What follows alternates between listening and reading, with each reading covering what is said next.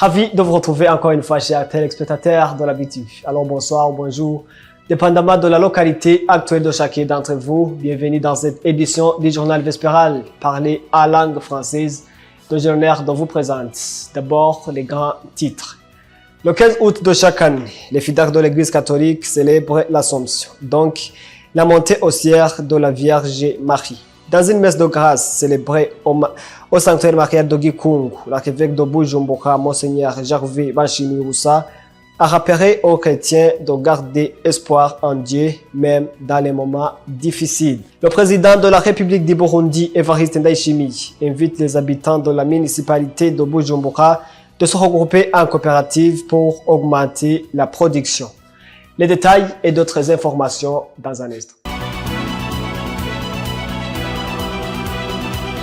Bienvenue encore une fois. Le 15 août de chaque année, les chrétiens de l'Église catholique célèbrent l'Assomption, donc la montée aux cieux de la Vierge Marie.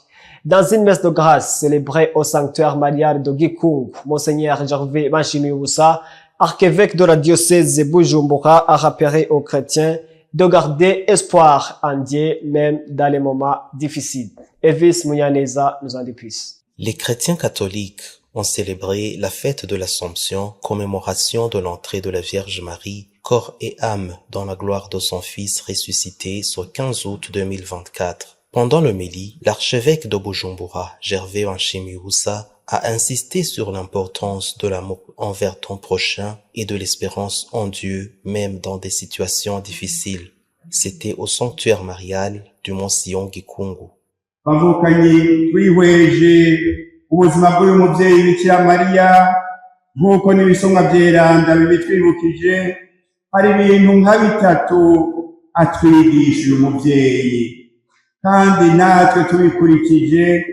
Chers fidèles, il existe trois éléments dont nous enseigne la Vierge Marie à travers sa vie sur terre et aussi comme l'Évangile nous le rappelle. Si nous mettions en pratique ces éléments, nous allons parvenir dans les lieux célestes comme elle. La première chose qui a fait de la Vierge Marie la Mère de Dieu et a eu la grâce de monter corps et âme dans la gloire de Dieu, c'est ce qu'Élisabeth a dit. La deuxième chose que la Vierge Marie nous enseigne, c'est l'amour provenant de Dieu, ce qui te pousse de te consacrer aux autres. Nous qui avons eu le privilège d'être comme Marie, soyons toujours remplis d'allégresse et d'amour. Comme ça, nous allons partager avec nos frères la joie et de les aider. La troisième chose, c'est avoir un cœur orienté vers Dieu et reconnaissant en tout temps de notre existence, en toute humilité et avoir espérance en Dieu en toutes choses. Ubuzima bwacu bwose kwibanga n'umutima twatoranye tukabigira duciye bugufi kandi twizigira Imana muri byose. La fête de l'Assomption, célébrée le 15 août de chaque année, est devenue dogme en 1950.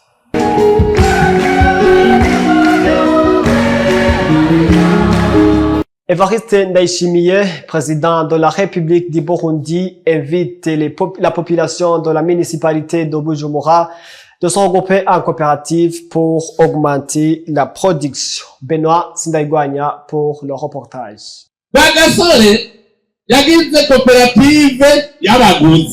Gwagasore a créé les coopératives des consommateurs ici en mairie de Bujumbura et à l'intérieur du pays. Malheureusement, il est décédé avant la mise en application. Alors, si vous voulez avoir que les prix soient diminués ici en mairie de Bujumbura, faites les coopératives des consommateurs ici en mairie. Il faut que chaque commune ait une coopérative et cette dernière doit s'entendre avec les coopératives se trouvant à l'intérieur du pays.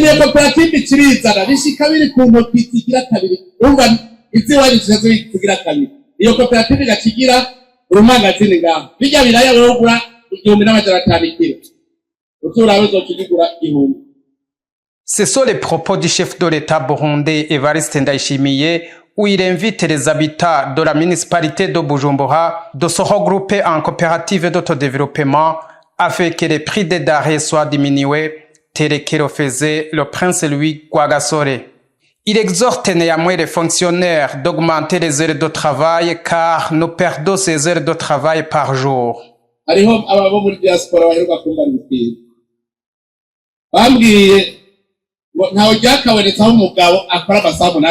La diaspora burundaise vient de m'inspirer sur une chose.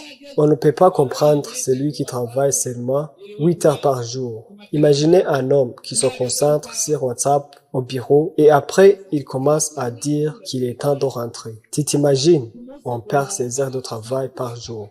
Cette perte est énorme.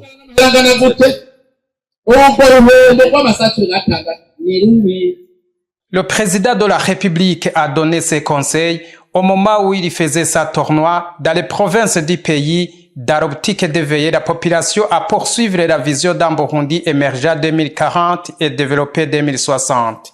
35,7% de la population burundaise a l'âge variant entre 15 et 34. Ce qui veut dire que cette catégorie déjà a beaucoup de choses à contribuer dans le développement de notre pays. Malgré cela, il s'observe toujours un fruit des jeunes qui vont travailler pour les pays étrangers. Les détails dans son reportage. La jeunesse constitue l'avenir de notre pays, mais il y a des jeunes qui décident d'aller travailler pour les pays étrangers pour différentes raisons et dans différents domaines. Delphin Livingstone de Chine, Elise Esther Kalkumutima, quelques-uns des activistes burundais, nous parlent de leur motivation de venir travailler au Burundi. La première raison, c'est l'amour patriotique. Et la deuxième, c'est d'aimer ce qu'on fait. Sinon, on le ferait pendant une courte durée. J'ai choisi de rester au Burundi car j'avais cette soif en moi de voir mon pays se développer. Dans l'optique de la vision 2040-2060, je veux apporter ma pierre à l'édifice en matière de développement durable ou en contribuant à ma communauté locale dans le développement de mon pays. Selon il y a pas mal de défis qui seraient à la base de plusieurs jeunes burundais qui travaillent à l'étranger. Le premier défi que tout jeune burundais rencontre, c'est la mentalité burundaise. Non pas mentalité burundaise, je veux dire que quand on apporte de l'innovation, on fait face à l'ancien système parce que il y a des innovations qui remplacent certains systèmes. Et comme tout système, c'est vraiment difficile de mettre en place quelque chose de nouveau ou de proposer quelque chose de nouveau.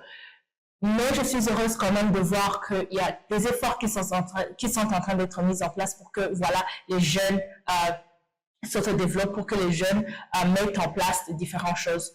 Mais on a encore ce problème de mentalité. Le premier défi concerne le niveau financier, mais aussi les difficultés d'avoir les documents justificatifs. Ce qui importe le plus, c'est de renforcer le secteur privé, car le secteur public ne peut pas satisfaire tous les Burundais. À base de l'article du journal Iwacu sorti le 23 avril 2024, 35,7% de la population burundaise a l'âge variant entre 15 et 34 ans selon l'UNICEF, ce qui montre que la jeunesse burundaise a une grande part de la contribution dans le développement de notre pays. Page culture pour l'avant-dernière actualité de notre journal. Les artistes ainsi que les organisateurs des concerts demandent le soutien lors de l'organisation des événements culturels car l'organisation de ces événements engage pas mal de moyens. Reportage signé Raphaël Nyandri. Avoir le soutien des sponsors lors des organisations des concerts reste un grand problème pour les artistes et organisateurs de concerts au Burundi. Comme nous l'explique Lina Bigirimana, connue sous le nom de Lina Blanche, et Asteri Rugamba, qui est connue également comme Dingi Rugamba. Ensemble, ils disent qu'il y a eu beaucoup de problèmes dans l'organisation des concerts parce que les concerts nécessitent beaucoup de temps à préparer et nécessitent suffisamment d'argent pour être sûr d'avoir suffisamment d'équipements standards et également de l'argent pour payer toute l'équipe qui s'entraidera. Écoutons Astel Lugamba qui a également souligné sur le favoritisme qui est fait à certains tandis que d'autres sont écartés. La seule chose qui fonctionne, c'est le favoritisme et le népotisme, c'est ça, oui.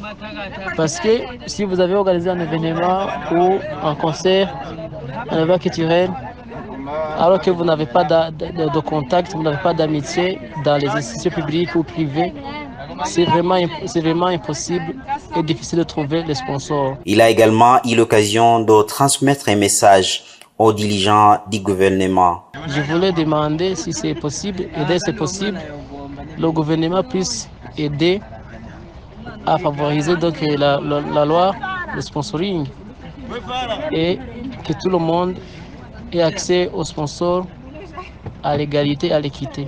Il convient de noter que depuis longtemps, les dirigeants des organisations artistiques et sportives demandent au gouvernement de créer une loi sur le sponsoring, mais jusqu'à présent, la loi n'a pas été élaborée. Place maintenant à l'actualité internationale avec Brenda Debord.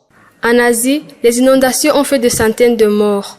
Après un printemps caniculaire, l'arrivée d'une très forte mousson a été catastrophe. Elle a fait 650 morts en Inde, au Pakistan et au Népal. Deux extrêmes climatiques qui se sont enchaînés très rapidement en Chine ont dévasté des cultures. Le gouvernement chinois a annoncé un grand plan d'aide à la construction. L'Asie est le continent le plus fragile face aux catastrophes climatiques.